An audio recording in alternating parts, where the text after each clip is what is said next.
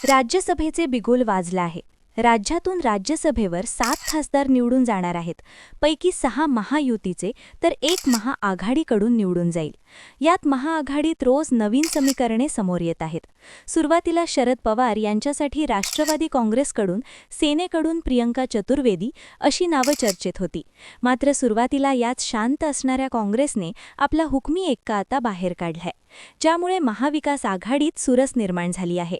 नक्की कोण आहे तो हुकमी एक्का, जाणून घेऊयात या व्हिडिओच्या माध्यमातून. राज्यसभेसाठी महाविकास आघाडीमध्ये इतके दिवस सेना आणि राष्ट्रवादी काँग्रेस या दोघांचा महाविकास आघाडीच्या वाटणीला येणाऱ्या जागेवर दावा होता.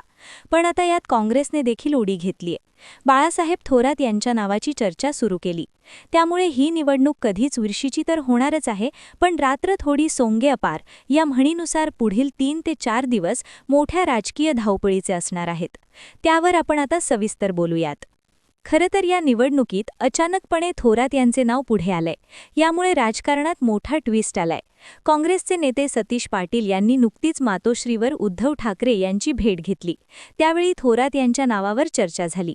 वयामुळे शरद पवार निवडणुकीत बाहेर राहतील असा राजकीय अंदाज काँग्रेसने बांधला होता. त्याचबरोबर शरद पवार आणि अजित पवार यांच्या पक्षाच्या विलिनीकरणाची चर्चा काही दिवसांपूर्वीपर्यंत जोरात सुरू होती. त्यामुळे शरद पवार यांचा पक्ष सत्तेत जाणार हे स्पष्ट झालं होतं.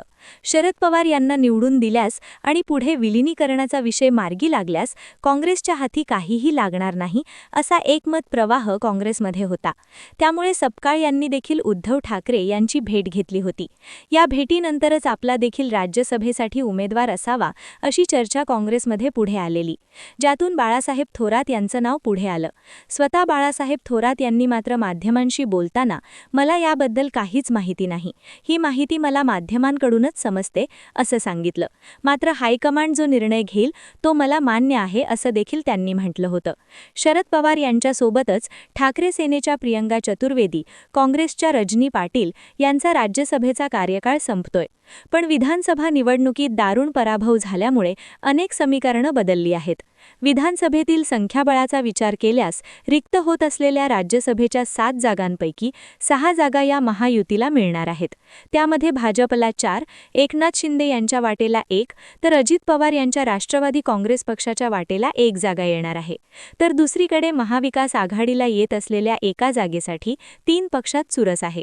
थोरात यांचे सर्वच पक्षांसोबत चांगले संबंध आहेत. विखे परिवार सोडल्यास त्यांच्यावर इतर कुणी टीका देखील करत नाही. हा बाळासाहेब थोरात यांचा प्लस पॉइंट आहे असे म्हणता येईल. आता बाळासाहेब थोरात यांच्याबद्दल थोडं जाणून घेऊयात. बाळासाहेब थोरात यांनी सन 1985ला झालेल्या विधानसभा निवडणुकीत काँग्रेसच्या अधिकृत उमेदवाराच्या विरोधात पहिल्यांदा निवडणूक लढवली, ज्यात ते अपक्ष म्हणून निवडून देखील आले. अपक्ष असले तरी मूळचे काँग्रेस विचारसरणीचे असल्याने पुढे ते काँग्रेससोबत गेले.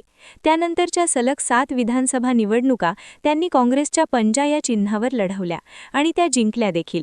काँग्रेसमध्ये फूट पडल्यानंतर राष्ट्रवादीत न जाता थोरात यांनी काँग्रेसमध्येच राहणं पसंत केलं. एखाद दुसरा अपवाद सोडला तर ते कायम मंत्रिपदावर देखील राहिले. त्यांच्या निष्ठेचा मान राखत अखिल भारतीय काँग्रेस महासमितीच्या सदस्यपदी ते आजही आहेत. खरे तर बाळासाहेब थोरात यांचे वडील भाऊसाहेब थोरात हे कम्युनिस्ट होते, पण नंतर त्यांनी यशवंतराव चव्हाण यांचे नेतृत्व मान्य करत काँग्रेसमध्ये प्रवेश केला. सहकार क्षेत्रात त्यांनी भरीव काम केलं. 1978ला ते आमदार म्हणून निवडून सुद्धा आले, पण त्यांनी 1980ची निवडणूक न लढवण्याचा निर्णय घेतला. नेमके त्याचवेळी बाळासाहेब थोरात यांनी राजकारणात जम बसवण्याचा निर्णय घेतला आणि त्यात ते यशस्वी देखील झाले. 2014ला देशात मोदी लाट होती. त्या लाटेत अनेक मातब्बर नेत्यांचे गट उद्ध्वस्त झाले, पण बारामती पाठोपाठ संगमनेरचा किल्ला अभेद्य राहिला. म्हणजेच 1985 ते 2014 या 39 वर्षांच्या कालावधीत त्यांनी संगमनेर मतदारसंघाचं प्रतिनिधित्व केलं. सलग 8 वेळा आमदार म्हणून निवडून येण्याचा विक्रम त्यांच्या नावावर आहे. त्यासोबतच त्यांनी महसूल, कृषी अशी महत्त्वाची खाती देखील मंत्री म्हणून सांभाळली आहेत. सन 2024ला अनपेक्षितपणे बाळासाहेब थोरात यांना शिवसेना शिंदे गटाच्या अमोल खताळ यांनी विधानसभेला पराभूत केलं. तब्बल 7,500 मतांनी अमोल खताळ यांनी बाळासाहेब यांचा पराभव केला होता.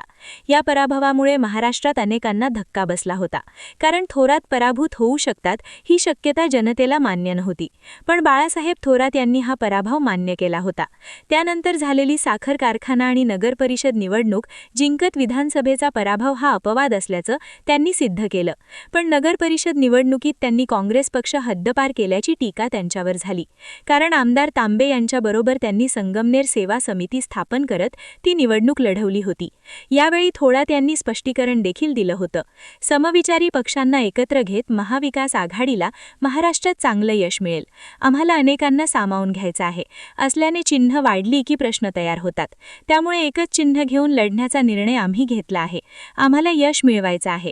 त्यामुळे समविचारी लोकांना आम्ही एकत्र केलं आहे. काही निर्णय त्यासाठी आम्हाला घ्यावे लागतात.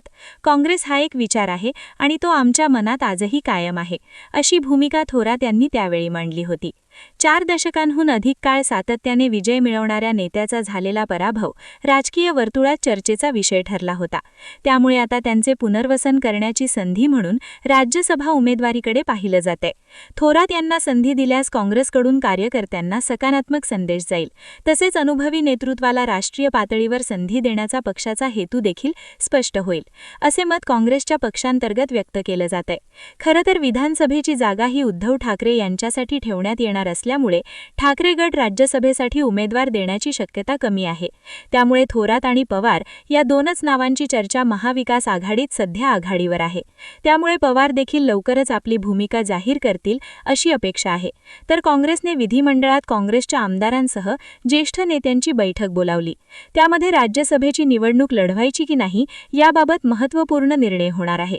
त्यामुळे पवार मागील पानावरून पुढे जातायत की थोरात यंदा विधानसभा हुकली असल्यामुळे दिल्लीत मन रमवण्याचा प्रयत्न करतायत, या 2 प्रश्नांची उत्तरं पुढील 2 ते 3 दिवसात मिळणार आहेत. याविषयी तुम्हाला काय वाटतं हे आम्हाला कमेंटमध्ये नक्की सांगा. व्हिडिओ आवडला असेल व्हिडिओला लाईक करा, शेअर करा आणि पुढचा विचार या यूट्यूब चॅनलला सबस्क्राईब करायला विसरू नका.